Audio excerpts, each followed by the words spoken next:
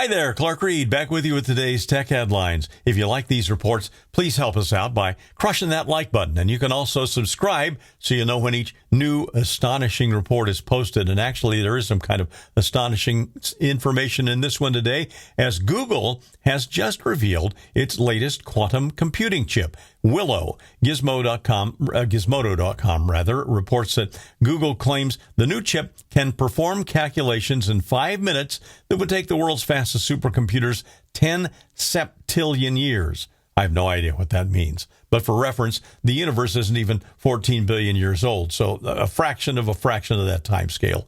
Quantum computers operate and calculate in a manner that's fundamentally different from so-called classical computers. They won't be on your desktop or anywhere portable anytime soon, however, because quantum computing requires a lab environment with temperatures near absolute zero to work. Google sees some commercial applications for their quantum computing, though, as soon as the next 3 to 5 years instead of decades away. So this is a big step forward.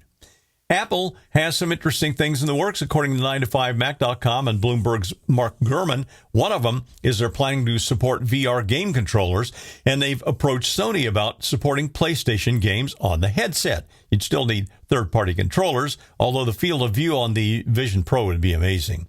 Apple is also looking into bringing cellular to the Mac for the first time as they move to their new modems that are built in-house and away from Qualcomm. The Mac might just join iPhones and iPads as well as watches with their own cellular connection. That could reportedly happen by 2026. And British scientists have successfully created the world's first carbon-14 diamond battery, which could run low-power devices like satellite communication equipment for over 5,000 years.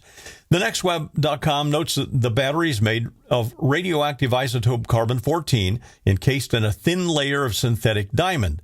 As the carbon-14 decays, it emits electrons, and the diamond acts like a semiconductor, converting those into electricity.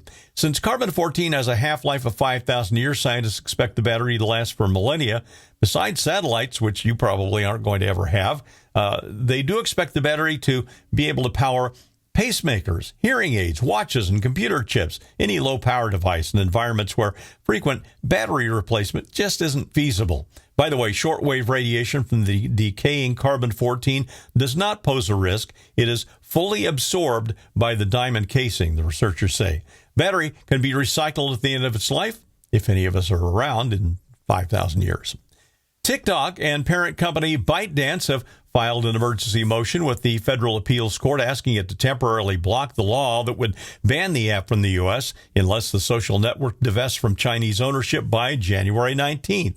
The companies are asking for a hold in order to give the Supreme Court a chance to step in and weigh in on that case.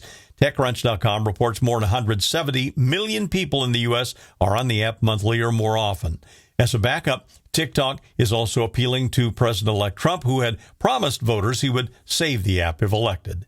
I'm Clark Reid, and you're Technified for now.